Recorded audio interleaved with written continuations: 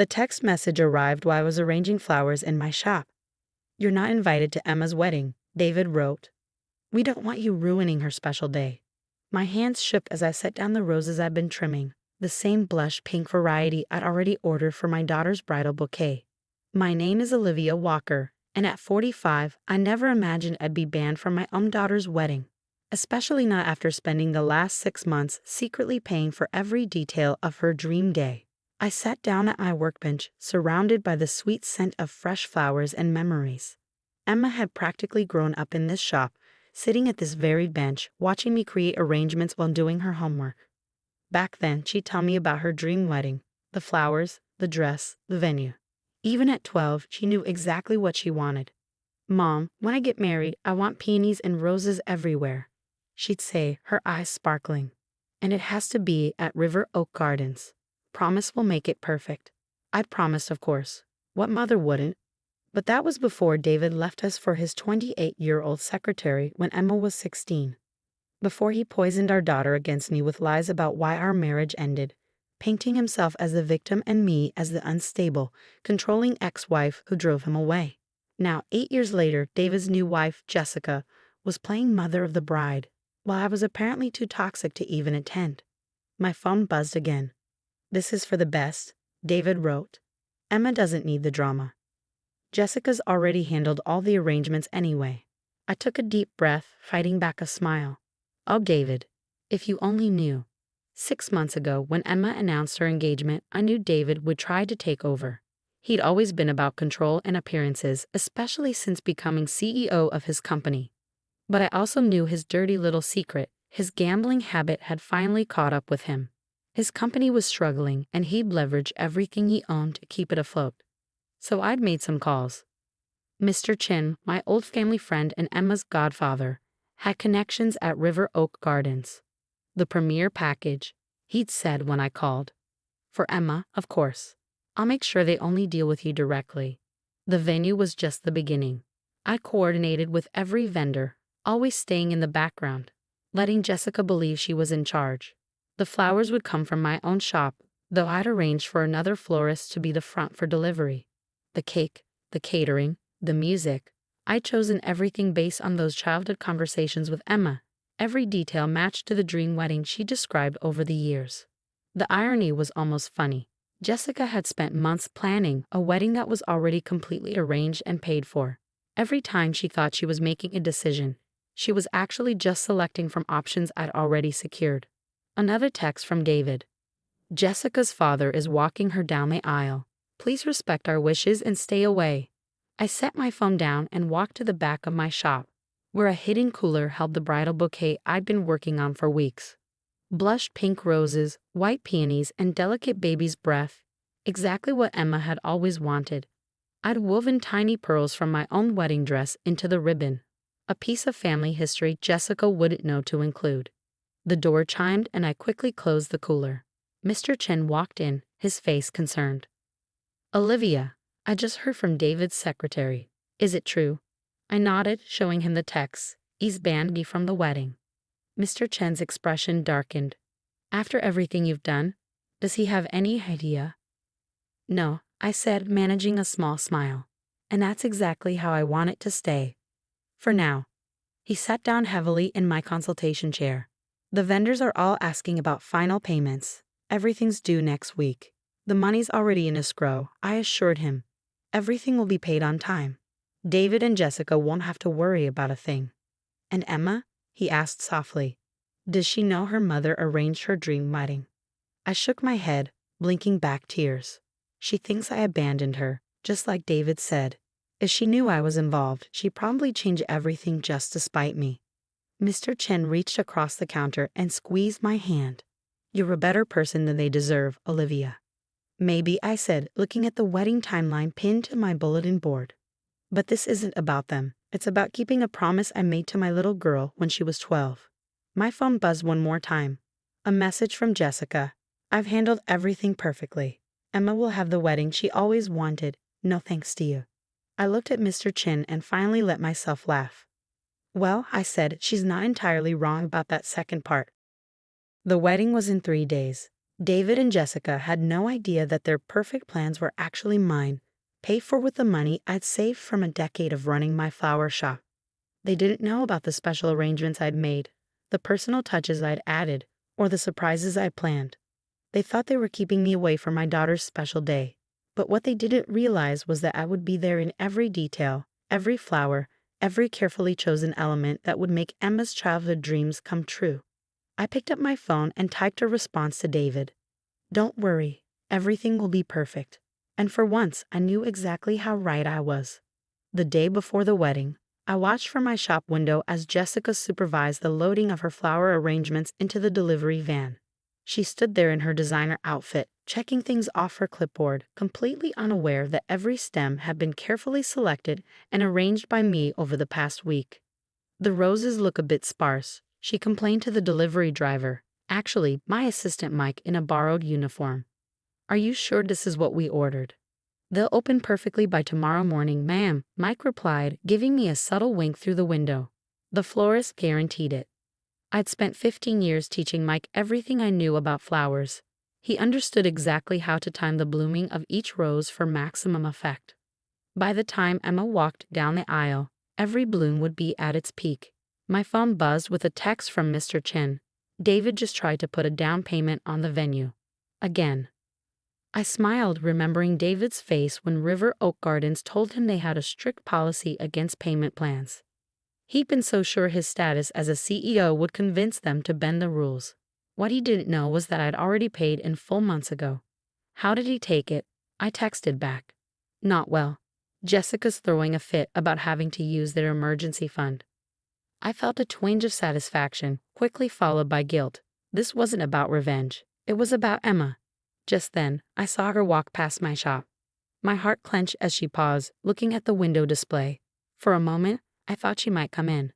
We hadn't spoken in months, not since that disastrous dinner where David announced he would be paying for everything. A father's gift to his daughter, he declared grandly, no expense spared. Emma had looked at me with such disdain that evening. "Well, it's not like you could help anyway, Mom. You're just a florist." Just a florist. The words had stung, but not as much as watching my daughter walk away now, without even coming inside. My phone rang, the wedding coordinator I'd hired through Mr. Chen. "Mrs. Walker, we have a situation. The groom's mother is insisting on rearranging the seating chart. She says Mr. Harrison's specific requests about table arrangements don't make sense." I pinched the bridge of my nose. Of course, Jessica would try to change things at the last minute. She had no idea that the seating arrangements I planned took into account years of family dynamics, who could sit with whom, which relatives needed to be kept apart, which family friends should be honored with proximity to the main table. "Let her make her changes," I said quietly, "but keep the original chart. Trust me, by tomorrow morning she'll realize why things were arranged that way." After hanging up, I went to the back room where Emma's bouquet waited in its special cooler. I added the final touch, a tiny locket containing a photo of her grandmother, my mother, who had passed away when Emma was small. Emma probably wouldn't even notice it among the pearls and ribbons, but it mattered to me that a piece of our family history would be with her. The rest of the day passed in a blur of last-minute details. Every few hours brought a new crisis that I had to solve from behind the scenes. Jessica wanted to change the menu. David complained about the music selection. The groom's mother threatened to move the ceremony indoors despite the perfect weather forecast. Through it all, I kept remembering Emma at 12, sitting at my workbench, planning her perfect day. "Promise it'll be just like this, Mom," she'd said. "Promise you'll make it magical." At sunset, I drove to River Oak Gardens to do one final check. The staff, who knew the truth about who was really in charge, let me slip in through the service entrance. The garden was transforming exactly as I'd envisioned. Twinkling lights strung through the trees, flowers arranged to create natural aisles, every detail perfect. "The father of the bride was here earlier," one of the staff whispered, "trying to upgrade to champagne he hasn't paid for." I nodded, unsurprised. "The premium champagne will be delivered at 9 a.m., I said. "But don't tell them that. Let them think their complaints made it happen." As I turned to leave, I caught a glimpse of my reflection in one of the venue's windows. I looked tired but calm. Tomorrow, my daughter would have the wedding of her dreams, even if she never knew I was the one who made it happen. My phone buzzed one last time as I got into my car. A message from Emma. Mom, I know you're probably upset about not being invited, but Jessica has made everything so perfect. Maybe if you had put in this kind of effort when I was growing up, things would be different. I started the car, letting the tears I'd been holding back all day finally fall. Part of me wanted to tell her everything about the months of planning, the careful coordination, the savings I'd spent to make her dreams come true. But I didn't. Instead, I typed back, I hope your day is everything you've ever wanted, sweetie. And I knew it would be, because I had promised. The morning of the wedding dawned exactly as I'd hoped. Clear skies with a gentle breeze, perfect for carrying the scent of roses through the garden. I watched the final preparations through the security cameras Mr. Chen had arranged for me to access. Everything was falling into place.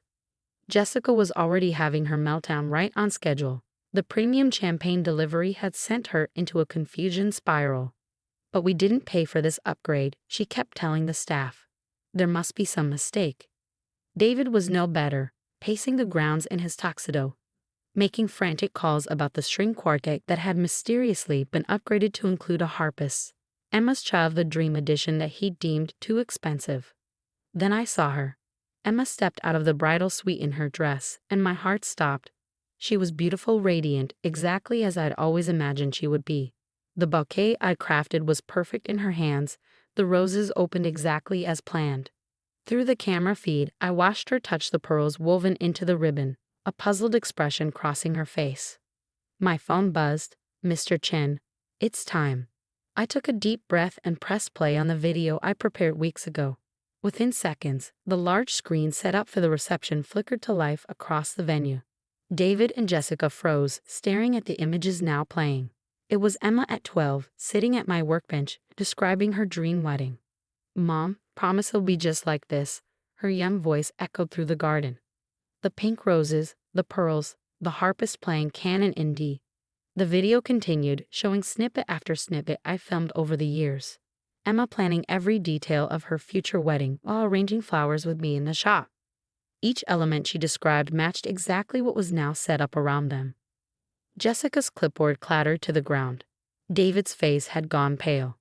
But I was watching Emma, who stood transfixed, looking from the video to her bouquet, finally noticing her grandmother's locket tucked among the roses. Her hands were shaking as she opened it, finding the photo inside and the tiny note I tucked behind it. I promised to make it perfect. Love, Mom. Through the camera feed, I saw the exact moment understanding dawn in her eyes.